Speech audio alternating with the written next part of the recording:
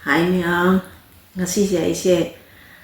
som isu nupi su tumiye aduga imo nupi ga jan ba ga so baza sakhe ba ko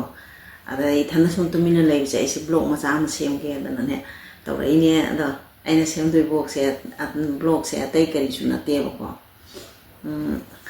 thai na hai ra ge akoina na hoi ram ko som akhoi khangna sana ba kari kra akhoi gi roma keno tor ko singche khangna ba singche akhoi se keno tawe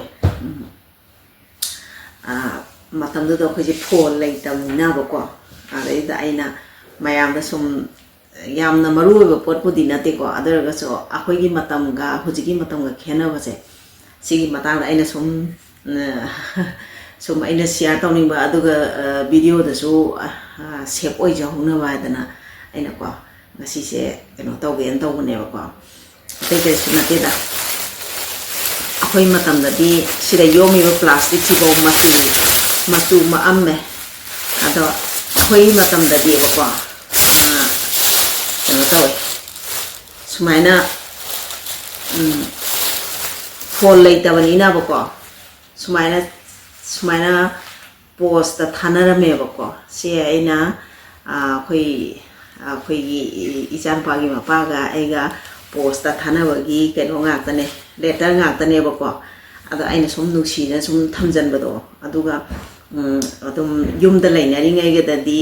ado khoi ge dum icam chamba sumaina post ki envelope che yaw da ba ngaktani na ba ko aina luhong mo matamda loina is khara mana lai chai ba da hape aduga khara mana keno mai thado pa nungai ta dana ko khoi matam do di ball pen se kya ina de ba ko mi ink mu phu e keno do mu mai hi do dunga de ina ba ko aina adu gi do batin si de ising se ha pa ga ba ko loi chup chup lu thoe adu ma chum de loi ba blue ma chu se loi chat ki bai tai ko adu mai to we ba ko aduna adu gi de de mai loi san gare ba ko aduga adugi tangka amsu loi san gare aduga si khara su yawe si akhoi gi keno so leisari ngai khara su yawe ba ko aduga leisari ngai gi nga tani se mana keno to hor kam da ma se chennai da automobile engineering tam he ba ko akhoi nu pa se ado amda ma se up da agri tor mane agri se ma ke haina de na mu automobile engineering se tau bane ado ma se dum lai phana de dum horok pa satra ne ko adum khoi gi dai dana ko adum ma position natra ga so dum phasi ken adum tawar la pa ado ma gi ma khuchi su am phajaba ai di khuthi ma ai di ado aina ko ibong nupi da so habine aina ai gi kenu se hayeng aina sira kanda ai gi mai thabada hapo o habine ko ado hapok podo ai akhoi gi nupa gi de ai hap khidre ko ai gi da hapo ha do ai na mase ai kamai to si ge ne am kan khali bo ai si gi mayam se ko mayam na di am khara na di si irai rai bo si bo na khalang ne bo ai ngon dai am sa thi na lu na khan bo do ai na si kamai to ga ai se kan do si ge ha na de gi di ganga da haridwar chalu do si thadar so mi da akhoi gi ising da motion mai do oi ni ko sini se aduga sigi sida packing ama tonga na mi yauri sigi packing sina ko ibani lu hong matung da ma se ma su exam tha ba final year tha ba sang gi ba ko ade ai su som na kan da 12 tha ho doi ne ko 12 ai de matam da pu second year hai akhoi di pu first year second year han tam le ba ko ada ai su som na kan da second year je tha do ba ma su final tha sang doi ba kha ba ado ai se final tha ba chang du main to ga ma su sang gre adugi tangka ki sine letter sine ba ko letter sina ai ga di yam kanna thana de family pun na thana ra pa tha ba nga ta ayam bo oi ba ko si khatang sumaina tawe du maina adune se phanayam de aina kano to ba yaw khre ba ko ado aina khatang nusi ba maru oi ba ko nusi ba wa hai wa ta he na nusi ba hai ta ne ko adugum ba yaw bu gi aina envelope si ga ko na na ko aina kano to bane ado mayam ye ko si thi khu i se ko khoi matam du si thi khu i se yo ko se tati tat le ba to ya bune se envelope ta apa ini to se envelope ta apa phajabre mo to kuma khut khui se to sumai i ba ko ado aina thamba je thuppa ga thamba je sumai loi tat khare ba ko ado aina se ai YouTube ki video da aina save tok salaga tham hoge ha se ai se am kan na khalle ba ko ado imong bi su laktri ado aina sai sida dum pham na ko aina ngasi se isu nu bi su am kan tum mi ba ado ma hogalak ting sida nang bra yenge hedana sini chithi khu I sem te mo ko aduna mayam na aina comment I bada ko aina comment I bada yam sang I hai do sina sakhi ne adagi to sina ai khut ne ko ai khuji khuthi ne khabra hujik ti khara bu phajare to ai khuji khuthi ma to date ka se ke ano se iri sa 15 to 1982 gini sida 82 sidi 82 se ai mo ngom sa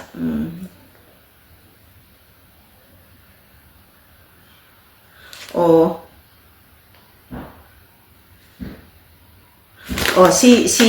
ayum panding ini sidi yum pal ganda na taman 82 1982 82 sida ne aina kanu to ise 82 aibu ai lu homu matam bo he ka thuk sare isan ado akhoi gi leimina ba akhoi gi indo be mam lei ko akhoi na kaya bu yam na ki ge kaya bu yam na halam je respect to ge haibadi leidana ko yam na si ba de am ki na honare ba hujiki matam si pura free ne ba phone ro de ge mo ro free ne ba ko ado ai gi ming se direct thalak te ba ko akhoi gi indo be se akhoi gi leisabi me wari sana ba khona ba mayam yam nungai ba wa tana ba khona ba dum leidana ko leisabi ga che dum wa tana ba nungai ba ne ba ko ado mana magi maming se sida to se Promila Devi hai se akhoi do be mane ba ko to se sida address to halai ba nduga report noram thong lai samne machin nai je lai samne machin je khoi ipam ne ba ado magi sina magi signature ne an to ga tharapoda thai to e ko aduga amu ai gida tharakpa su yaudi amune ayamana to Promila is the loy to amune envelope se nusidra sai nusidra nga ese si je sini ko ni mayam se ko ado se si ba bu da ko ngorong ba si ba bu da kano to ro bani do ngang chilla bani to full nei dei mayam si pun si sumai na sum loy sangi doi ni ko lum da yam nungai te khalu bada si se sumai sum loi gi doi ni khalu bada ko to ai khut ama budi yawe ko thi ba ko to Tidra, ekucha. Kesubon Sinha, 32, Matthias Nagar, St. Thomas Mount, Madras 16, pin code 60016, and Santoga, Magi Sigi address is the Togata. Sigi, Smanda register, Tare Evoko. Sigi register, Tarakoi Matan Sikamai Toga Habada. Masi airport is you or more Habra. Ada si babuda thongna phana thoka ga satpangam de ko ado akhoi gi indobe ma se sida sigi keno se lakpa adai dane keno to mana akhoi gi indobe sigi machan pim ne ba huji su hingi ko ado ma se mana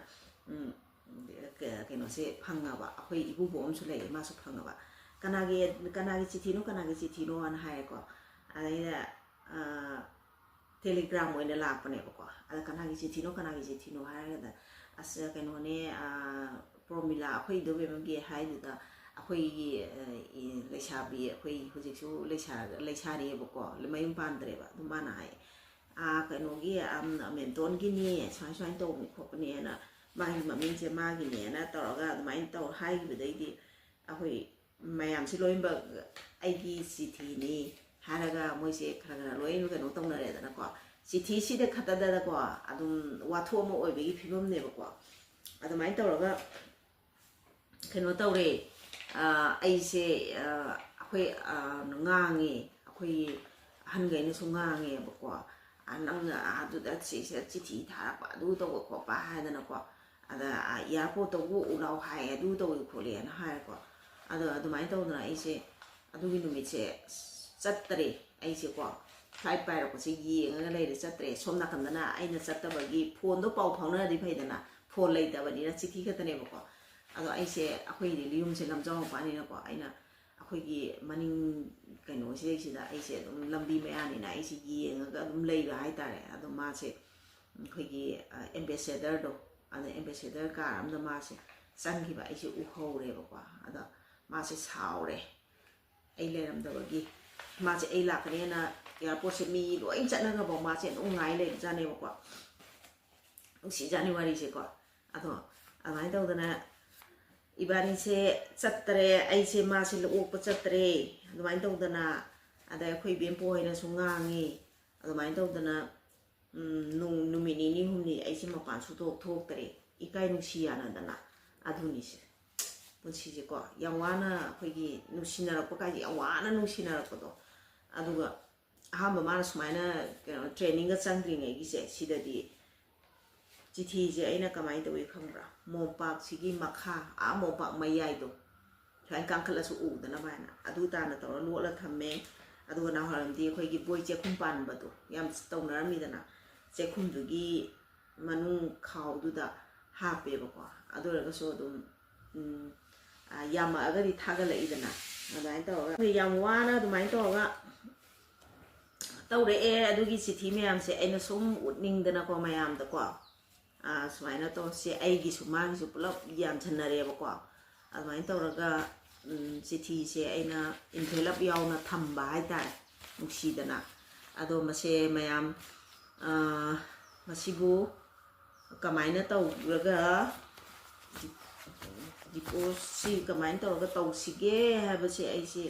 ꯈꯪꯗ꯭ꯔꯦ ꯑꯗꯨꯝ ꯍꯌꯦꯡ ꯑꯩꯒꯤ ꯀꯩꯅꯣꯗ ꯑꯩꯁꯦ ꯅꯠꯇ꯭ꯔꯥ ꯃꯤꯑꯣꯏꯕ ꯍꯥꯏꯁꯦ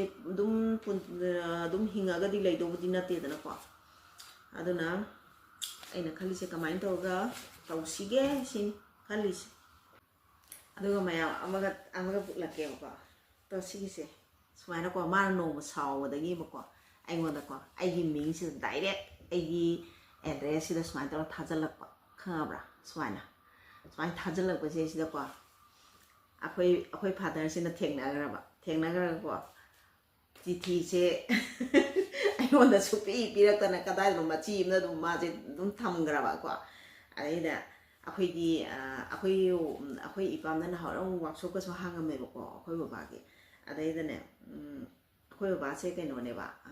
ITIꯒꯤ ꯀꯩꯅꯣ ꯇꯧꯔꯒ ꯃꯥꯁꯦ MSRTCꯗ ꯇꯧꯔꯝꯃꯦꯕꯀꯣ ꯑꯗꯩꯗ ꯃꯥꯁꯦ ꯃꯔꯅꯥꯏ ꯍꯥꯡꯖꯒꯅꯤ ꯑꯗꯨꯅ ꯑꯗꯨꯃꯥꯏꯅ ꯇꯧꯔꯒ ꯋꯥꯛꯁꯣꯞ ꯍꯥꯡꯖꯒꯤꯕꯀꯣ ꯑꯗꯩ ꯑꯩꯈꯣꯏ ꯋꯥꯛꯁꯣꯞꯇ ꯊꯕꯛ ꯁꯨꯕꯁꯤꯡꯁꯤꯅ ꯍꯥꯏꯕꯀꯣ ꯃꯦꯟꯇꯣ ꯅꯪꯒꯤ ꯆꯤꯊꯤ ꯑꯃ ꯂꯥꯛꯈꯤꯕꯅꯦ ꯅꯣꯏ ꯕꯕꯥꯅ ꯅꯣꯏ ꯑꯩꯈꯣꯏꯗꯤ ꯕꯕꯥꯗ ꯗꯗꯥ ꯀꯧꯋꯦꯕꯀꯣ ꯅꯣꯏ ꯗꯗꯥꯅ ꯁ꯭ꯋꯥꯏꯁꯤꯗ ꯊꯝꯖꯟꯈꯤꯕꯅꯦ ꯍꯥꯏꯌꯦꯕꯀꯣ ꯑꯩꯁꯦ ꯐꯅ ꯀꯨꯏꯕ ꯑꯩꯁꯦ ꯂꯧꯁꯟꯕ ꯁꯨꯡꯉꯝ ꯉꯝꯗ꯭ꯔꯦꯕꯀꯣ ꯑꯩ ꯑꯦꯗ꯭ꯔꯦꯁꯁꯤꯗ ꯗꯥꯏꯔꯦꯛꯅꯦꯕ ꯁꯨꯃꯥꯏꯅ ꯂꯥꯛꯏꯁꯦ ꯈꯪꯉꯕ꯭ꯔꯥ ꯑꯗꯒꯤꯗꯤ ꯑꯁ ꯑꯩꯁꯦ ꯀꯃꯥꯏꯅ ꯇꯧꯔꯤꯁꯤꯗꯦꯅ ꯈꯜꯂꯦꯕꯀꯣ ꯑꯗꯨꯒ ꯑꯗꯨꯃꯥꯏꯅ ꯇꯧꯔꯒꯀꯣ ꯈꯔ ꯂꯩꯔꯒ ꯑꯩꯁꯦ ꯂꯧꯁꯜꯂꯦ ꯈꯪꯉꯕ ꯃꯥꯁꯨ ꯊꯤꯗ꯭ꯔꯦꯕꯀꯣ ꯑꯗꯣ ꯌꯦꯡꯉꯣꯅꯦ ꯀꯌꯥꯃꯨꯛ ꯌꯥꯝꯅ ꯂꯨꯅ ꯈꯟꯅꯔꯝꯈ꯭ꯔꯕꯅꯣꯕ ꯑꯗꯣ ꯑꯍꯟꯁꯨ ꯉꯥꯏꯔꯦꯀꯣ ꯅꯪꯒꯤ ꯆꯤꯊꯤ ꯑꯃ ꯂꯥꯛꯏꯍꯦ ꯍꯥꯏꯔꯒ ꯑꯗꯨꯝ ꯄꯤꯔꯛꯄ ꯌꯥꯕꯗꯣ ꯄꯤꯔꯛꯇ꯭ꯔꯤꯕ ꯈꯪꯉꯕ ꯑꯗꯣ ꯑꯗꯨꯝ ꯀꯗꯥꯏꯗꯅꯣ ꯃꯆꯤ ꯑꯃꯗ ꯑꯗꯨꯝ ꯊꯝꯃꯒꯀꯣ ꯑꯩꯉꯣꯟꯗ ꯁꯨꯡꯍꯥꯏ ꯍꯥꯏꯗꯕ ꯋꯥꯅꯦꯕꯀꯣ ꯑꯗꯨꯅꯤꯗ ꯌꯥꯝ ꯏꯀꯥꯏꯅ ꯌꯥꯝ ꯀꯣꯏꯅ ꯌꯥꯝꯅ ꯋꯥꯅꯀꯣ ꯑꯩ ꯍꯥꯏꯁꯦ ꯈꯪꯅꯔꯁꯨ ꯁꯨꯃꯥꯏꯅ ꯇꯧꯔꯛꯑꯦꯕꯀꯣ ꯍꯧꯖꯤꯛꯀꯤ ꯃꯇꯝꯁꯤꯒ ꯌꯥꯝ ꯁꯥꯊꯤꯅ ꯈꯦꯠꯅꯔꯦꯕ ꯇꯧꯔꯤꯁꯤꯕꯨꯀꯣ ꯑꯗꯨꯅꯤꯗ ꯑꯩ ꯆꯤꯊꯤꯁꯤꯡꯁꯦ ꯎꯠꯂꯛꯀꯦ ꯌꯦꯡꯉꯨꯀꯣ ꯍꯥꯏꯐꯦꯠ